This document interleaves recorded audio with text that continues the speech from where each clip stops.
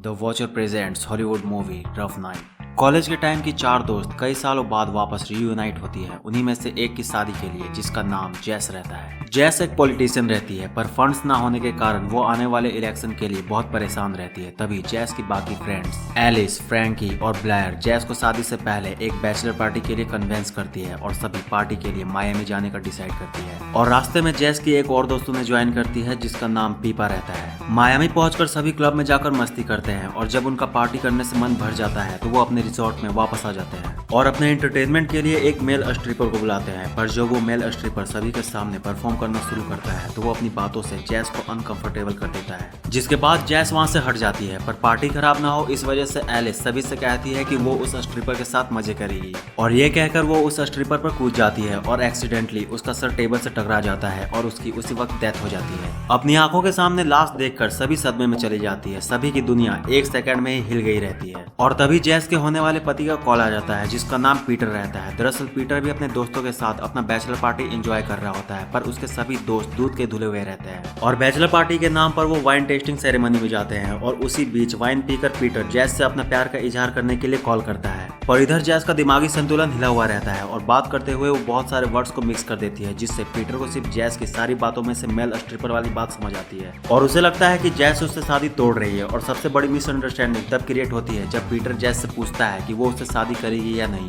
तभी ब्लैयर पीछे से जैस का फोन छीन कर नहीं चिल्लाते हुए तोड़ देती है और पीटर को लगता है कि जैस के साथ उसका सब कुछ खत्म हो गया। पर ब्लैयर जैस से फोन इसीलिए छीनती है ताकि वो मर्डर वाली बात अपने लॉयर से डिस्कस किए बिना किसी से ना करे, वरना वो फंस सकते हैं। और इसके बाद ब्लैयर फ्रैंकी के साथ जाकर एक बुढ़े से बर्नर फोन खरीदती है और अपने अंकल को कॉल करती है जो लॉयर रहते हैं। ब्लैयर के अंकल उन्हें बताते हैं कि अगर वो लाश के साथ पकड़े गए तो उन्हें कम से कम 15 साल की जेल होगी और अगर वो बचना चाहते हैं तो उन्हें लाश को ठिकाने लगाना पड़ेगा। उनसे बात करने के बाद सभी डिसाइड करती हैं कि वो जेल नहीं जाएगी, क्योंकि ये मर्डर उनसे गलती से हुआ था और इसीलिए वो इस बारे में किसी से नहीं कहेंगी और लाश को ठिकाने लगा देंगी। दूसरी तरफ पीटर के दोस्त उसे मोटिवेट करते हैं कि वो जैस को अपनी लाइफ से नहीं जाने दे सकता, क्योंकि दोबारा उसे जैस जैसी लड़की नहीं मिलेगी। अपने दोस्तों की बात सुनकर पीटर कुछ ज्यादा ही मोटिवेट हो जाता है और स्टोर से डायपर खरीदकर पहन लेता है और मियामी के लिए अपने कार से ही निकल जाता है और बिना कहीं रुके ड्राइव करता रहता है। इधर सभी लोग लाश को ठिकाने लगाने के लिए अलग अलग प्लान बनाते हैं, पर इनका सारा प्लान फेल हो जाता है। लास्ट में ये लोग बॉडी को समंदर में फेंकने का डिसाइड करते हैं और फाइनली ये लोग इस प्लान में सक्सेस भी हो जाते हैं। पीपा बॉडी को समंदर में फेंक देती है, पर वापस आते वक्त इन लोगों को एक बार फिर से जोर का झटका लगता है। एलिस की नजर अपने पड़ोसी की सिक्योरिटी कैमरे पर पड़ती है, जिसके बाद इन लोगों के सामने एक और मिशन आ जाता है उस सिक्योरिटी कैमरे के फुटेज को लेकर आने का। और इस काम को करने के लिए ये लोग ब्लैयर को भेजते हैं और उस घर के मालिक एक कपल रहते हैं और वो बहुत बड़े वाले हब्सी रहते हैं। ब्लैयर को उन दोनों के साथ सोना पड़ता है, पर ब्लैयर की सारी मेहनत वहाँ बर्बाद हो जाती है जब बातों बातों में उसे पता चलता है कि उनका सिक्योरिटी कैमरा कई दिनों से खराब है। और इस सच्चाई को जानने के बाद ब्लैयर सदमे में चली जाती है, पर फिर भी पकड़े जाने का सारा टेंशन खत्म होने के बाद सभी बचे हुए टाइम में थोड़ी मस्ती करने का सोचते हैं। पर जब ये लोग बीच पर जाकर पिक्चर्स क्लिक करते हैं तब इनके आंखों के सामने वो बॉडी वापस आ जाती है। दरअसल वो समंदर की लहरों से बहकर वापस किनारे पर आ गई थी। ये लोग वापस सदमे में चले जाते हैं और जल्दी से उस बॉडी को लेकर वापस रिजॉर्ट में आ जाते हैं और दोबारा प्लान बनाते हैं उस बॉडी को ठिकाने लगाने का। पर इस बार इनकी प्लानिंग के बीच में ही एक पुलिस ऑफिसर रिजॉर्ट के अंदर घुस आता है और फ्रैंकी को चेक करने लगता है, जिससे फ्रैंकी घबराकर उसे मार देती है और वो बेहोश हो जाता है। और यहाँ इन्हें एक और सरप्राइज मिलता है। वो पुलिस वाला रियल पुलिस वाला नहीं रहता, बल्कि वो एक मेल स्ट्रिपर रहता है जो पुलिस का रोल प्ले कर रहा होता है और इस स्ट्रिपर को ही इन्होंने अपनी पार्टी के लिए बुलाया था। सभी को कुछ समझ नहीं आ रहा होता कि जो अभी उनके सामने है वो असली स्ट्रिपर है, तो वो असल में कौन था जिसको इन्होंने मारा।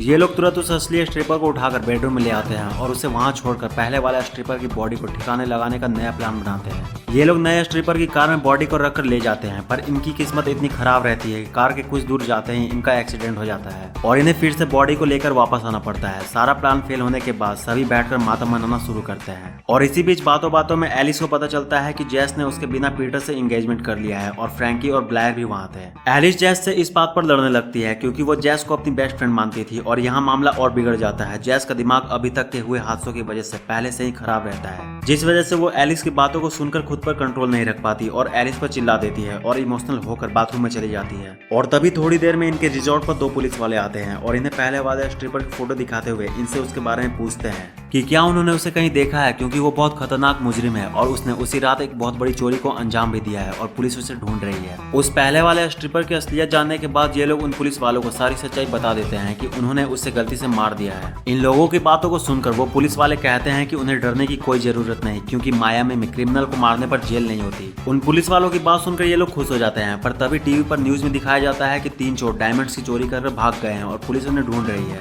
और ये न्यूज पीपा देख लेती है और उसे पता चल जाता है कि ये आए हुए 2 पुलिस वाले उस नकली स्ट्रिपर के साथ ही है। पर इससे पहले वो कुछ करती, दोनों चोर सभी को पकड़कर बांध देते हैं और उन्हें मारने की धमकी देते हैं। और तभी उनमें से एक पूरे घर की तलाशी लेने जाता है और जैस के बाथरूम में पहुंच जाता है, पर जैस किसी तरह उसके गन को उससे छीन लेती है और उसे बाथरूम में बंद कर देती है और सबके पास आकर उस दूसरे चोर से लड़ने लगती है। और वो दूसरा चोर जैसे ही जैस को गोली मारने वाला होता है, एलिस उसके पैरों में गोली मार देती है और जैस उसे मारकर बेहोश कर देती है। पर तभी वो पहला वाला चोर भी बाथरूम से बाहर आ जाता है और जैस को मारने के लिए अपना गन उठाता है। पर इससे पहले वो गोली चलाता पीटर ड्रग्स के नशे में अपनी कार रिजॉर्ट में ही घुसा देता है और अपनी कार से उस चोर को उड़ा देता है। सारा मामला खत्म होने के बाद जैस पीटर की गलतफहमी दूर करती है और उससे कहती है कि वो उससे शादी करना चाहती है और दोनों मायामी में ही शादी करते हैं। और चोरों को पकड़ने के लिए जैस की पब्लिक इमेज बहुत पॉपुलर हो जाती है, जिससे वो इलेक्शन जीत जाती है। और लास्ट में जब सभी लोग अपने अपने घर चले जाते हैं, तब एलिस को एक पैकेट में चोरी किए हुए सारे डायमंड्स मिल जाते हैं और मूवी यहाँ खत्म हो जाती है। तो यार बस इस वीडियो में इतना ही। वीडियो कैसी लगी कमेंट करके जरूर बताना, और अगर अच्छी लगी तो वीडियो को लाइक कर दो और इस तरह के और मूवीज के लिए चैनल को सब्सक्राइब करके बेल आइकन को प्रेस कर लो। तो मिलते हैं नेक्स्ट वीडियो में, तब तक के लिए बाय।